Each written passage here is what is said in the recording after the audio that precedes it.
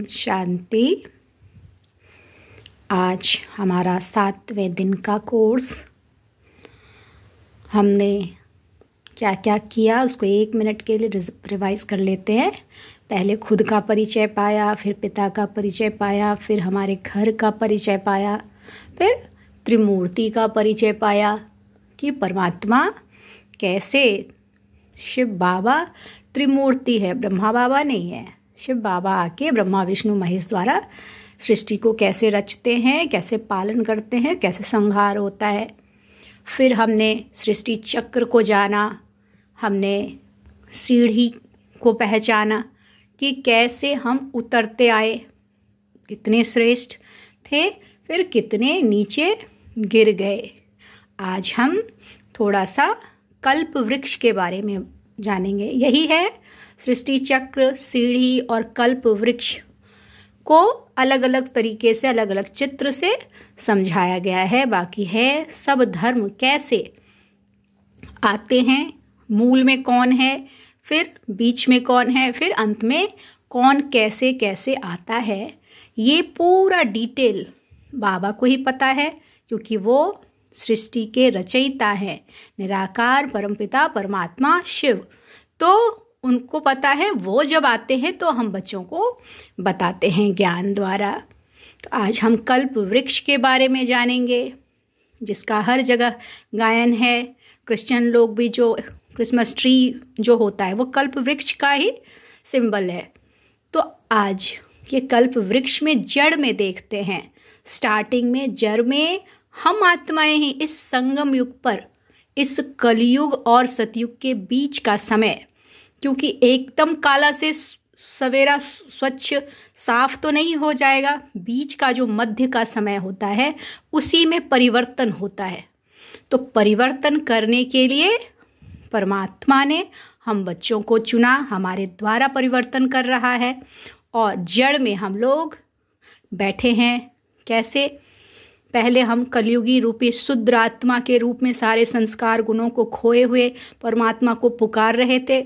आज जब आया परमात्मा तो हमें अपने संग के रंग में रंग कर, हमारे शूद्र वाले संस्कारों को छुड़ाकर हमें बहुत श्रेष्ठ संस्कार धारण करा रहा है।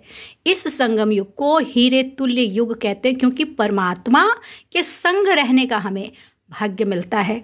और जब हम उनके संग रहकर अपने संस्कार को बदलते हैं तो ये संगम युग, हीरे तुल्य युग, सबसे श्रेष्ठ युग, जैसे सतयुग, स्वर्णिम युग, त्रेता, रजत युग, द्वापर, कॉपर युग और कलयुग, आयरन युग कहते हैं ना।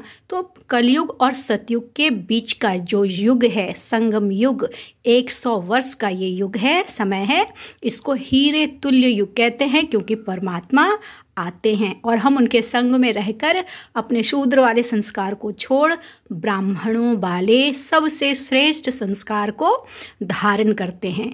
ब्राह्मण वर्ण की स्थापना इस समय ब्रह्मा मुख द्वारा परमात्मा करते हैं। और फिर जब हम संस्कार रूपी सारे काले बादल पुराने उसको छोड़कर नए संस्कार धारण कर लेते हैं, तो हमें जितनी आत्मा पवित्र होती जाएगी, जितनी शक्तिशाली होती जाएगी, फिर इस पुराने पतित विकारी शरीर में नहीं रह सकेंगे। फिर हम अपना शरीर परिवर्तन, दूसरा शरीर स्वच्छ साफ गुणवान शरीर लेते हैं। तो कब लेते हैं? इस समय हम संस्कार धारण करते हैं और अगले जन्म में जब परिवर्तन होगा, महाविनाश होना ही है, तय है।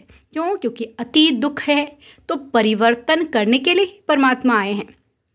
वो परिवर्तन हमारे द्वारा करते हैं।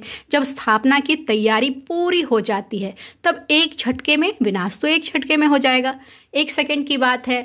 तो वो विनाश होगा, इधर स्थापना नए युग की हो जाएगी। हम तब तक तैयारी कर रहे अपने संस्कार परिवर्तन करके।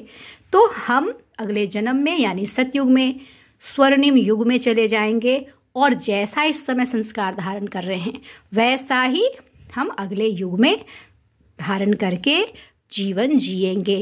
तो इतना श्रेष्ठ संस्कार परमात्मा आकर हमें धारण कराते हैं, जिसके लिए पूरा युग परिवर्तन हो जाता है। सतयुग में चले जाते हैं, स्वर्णिम युग में आ जाते हैं और हम बहुत सुख की दुनिया में जाकर सुख पाते हैं। तो नीचे जड़ में पहले हम लोग थे हैं, फिर तने में सबसे नीचे सतयुगी आत्माएं, देवी देवता धर्म, फिर थोड़ा सा आगे जाते हैं, तन आप इस फोटो में देख सकते हैं, थोड़ा सा ऊपर जाते हैं तो राम सीता त्रेता युग, फिर द्वापर से हमारा और धर्म आना शुरू हो जाता है। कैसे?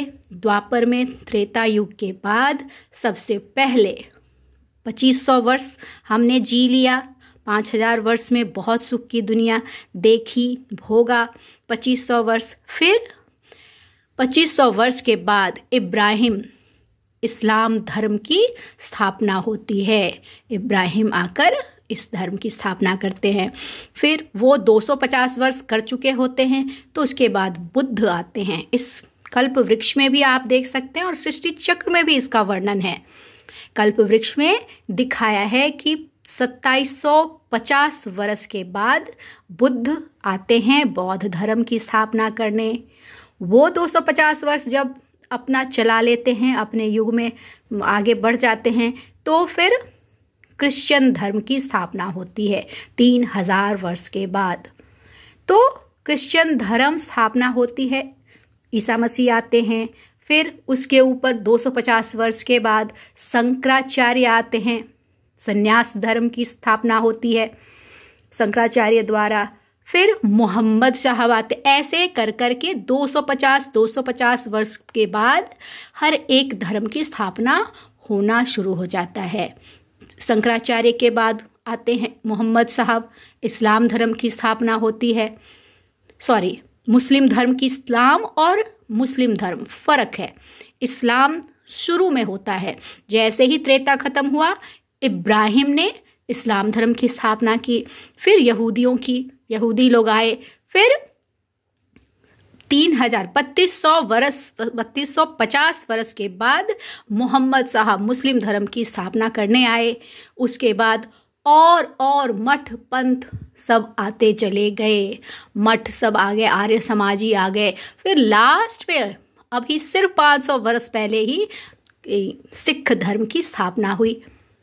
बाकी बीच में सब और जितने भी मठ पंथ हैं, आर्य समाजी हैं, आश्रम है, बहुत तरह के लोग, बहुत तरह के धर्म आना, जैनियों की महावीर आए। तो ऐसे ऐसे करके हमारा विस्तार होता चला गया, और जितना विस्तृत होता चला गया तो हमारे धर्म की असली जो आत्माएं हैं, मूल आदि सनातन देवी देवता धर्म की आत्मा, वो क्या हो गई?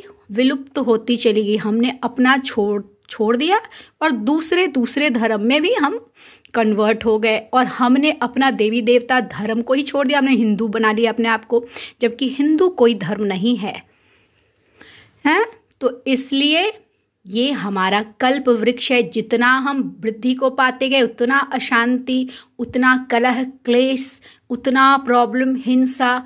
आप देख सकते हैं इस फोटो में, आप जब बड़ा करके देखेंगे तो आपको क्लियर दिखेगा कितना ऊपर बढ़ते चले गए, आगे बढ़ते गए, और मनुष्य की भीड़ लगती गई, और हमारा नाश तो द्वापर से ही शुरू हो गया, जब हम बहुत धर्म में भाग गए। तो लेकिन अंत में आकर अति को पा गए। इस समय नरक बन गया। कहाँ स्वर्ग था, कहाँ हम नरक में पहुंच गए। क्यों? क्योंकि सबके अलग अलग सोचने का ढंग, सबको अलग अलग रहने। एक घर में भी आज हम 4 लोग एक मत में नहीं चल सकते, तो कितना इम्बैलेंस हो चुका है। हर कोई बहुत अव्यवस्थित हो गया है। इसलिए क्या हो गया? घर में ही प्राकृतिक आपदाएं, अंतर्राष्ट्रीय युद्ध, गृह युद्ध, देश विदेश का भी आपस में युद्ध है, और एक देश के अंदर भी कितना युद्ध चल रहा है। सबके अलग अलग धर्म, अलग अलग विचार, उसके कारण कितना युद्ध है। कितने तरह के बॉम्ब्स, मिसाइल्स बन गए, हाइड्रोजन बॉम्ब तक बन चुका है। हर चीज़ एक सेकेंड में कहीं से कहीं बटन दबाते ही पूरा स्वाहा हो जाएगा। इतनी हमने उन्नति कर ली। उन्नति किस चीज़ की? बर्बादी की। आबादी की हमने उन्नति नहीं की, आबाद करने की हमने नहीं सोची, या सोचे भी तो कोई कर नहीं सकता, क्योंकि ये काम ही हमारा नहीं है, ये काम ही परमात्मा का है। तो ये है कल्प वृक्ष। और आज थोड़ा सा कलयुग के किस तरह विनाश के लिए हम लोग तैयारी कर चुके हैं। आज ये ज्ञान इतना श्रेष्ठ ज्ञान है कि हम किसको भी देते हैं तो जल्दी से वो सुनता नहीं। कुंभकर्ण की नींद की में वो सोया हुआ है और कान में ज्ञान की वर्षा कर रहे हैं, ज्ञान अमृत डाल रहे हैं, लेकिन वो गहरी नींद में सोया है। तो हमें अब जागना है। क्यों? क्योंकि अब परिवर्तन का समय बहुत नज़दीक है और हम जागेंगे नहीं तो हमारा भी और पूरी दुनिया की तरह एक सेकंड में वैसे ही अंत हो जाएगा। लेकिन हमको भगवान ने इसलिए तो नहीं अपनाया कि हम दुनिया की तरह चले जाएं। नहीं, हम जितना परमात्मा की याद से अपने विकर्म को भस्म करेंगे उतना हमारी अंतमति सो गति होगी। जैसा हमारा अभ्यास होगा वैसा ही हम अंतिम समय को पाएंगे। तो अभी बाबा आए हैं, कहते हैं मुझे याद करो। जितना उनकी याद में हम रहकर और योग से अपने विकर्म को भस्म करेंगे, पाप कर्म को भस्म करेंगे, उतना हमारी उन्नति भी होगी, आत्मा शक्तिशाली हो जाएगी, बोझ मुक्त हो जाएगा, हमारे बोझ विकर्म भस्म हो जाएंगे और हमें सुंदर दुनिया में जाने का मौका मिलेगा, वो भी बिना धर्मराज की सजा खाए। अंतिम समय का जो सजा होता है वो कितना दर्दनाक होता है। इसीलिए तो दुनिया में कहते हैं ना, अंतमति सो गति होना चाहिए। अंतिम समय अगर अच्छी किसी की हो गई तो समझना चाहिए कि वो जिंदगी अच्छा जिया है, और अगर बुरी हालत है तो समझ में आता है कि उसने ज़िंदगी को अच्छे से नहीं जिया है। तो इसलिए हमें परमात्मा की याद में, इसमें याद में कुछ कोई नियम साधना करने की ज़रूरत नहीं है, कभी भी कर सकते हैं। सबसे अच्छा समय 4 से 5 का समय सुबह अमृत वेला का होता है। उस समय हम साफ सुथरा थोड़ा कुल्ला वुल्ला करके अच्छे से बैठकर हम फ्रेश होकर और 1 घंटा, शुरू में तो जितना भी आप कर सकते उतना करो, धीरे धीरे बढ़ाकर कम से कम 1 घंटा सुबह का ज़रूर करना चाहिए। और उसमें सिर्फ पॉजिटिव थॉट, मैं कौन हूँ, मैं परमात्मा की चुनी हुई बहुत श्रेष्ठ आत्मा हूँ, मैं आत्मा हूँ, बिंदी हूँ, मैं शरीर नहीं हूँ। ये इम्पॉर्टेंट बात है। इसको इस विधि से करना होगा।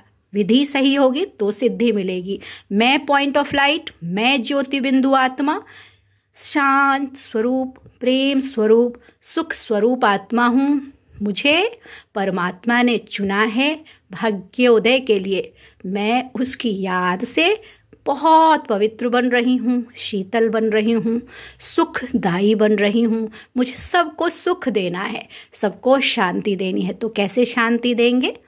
मैं शांत रहकर परमात्मा की याद से अपने आप को भी शांत करूं और शांति की किरणें फैलाऊं। जितना मैं आत्मा बिंदी समझूंगी, मैं कौन हूं, मैं आत्मा बिंदी हूं, मैं शरीर द्वारा कार्य कर रही हूं। ऐसे मेडिटेशन करते रहेंगे तो आपकी आत्मा बहुत शक्तिशाली हो जाएगी। बहुत अच्छे अच्छे थॉट्स आपको क्रिएट करना है। जितना आप अच्छा विचार सोचेंगे, संकल्प करेंगे, जितने बड़े संकल्प आप करेंगे वो सिद्ध हो जाएगा इस समय। क्योंकि अभी डायरेक्ट परमात्मा आया हुआ है और आप जितना ऊंचा उड़ना चाहते उड़ सकते हैं। अच्छे विचारों से, अच्छे कर्म से आप जितना आगे बढ़ना चाहते हैं, इस समय आपके सारी मनोकामनाएं पूर्ण होंगी। लेकिन अच्छे होने चाहिए। संकल्प बहुत श्रेष्ठ, जैसा संकल्प होगा वैसे हमारी उन्नति होगी। अच्छा, ओम शांति, ओम शांति।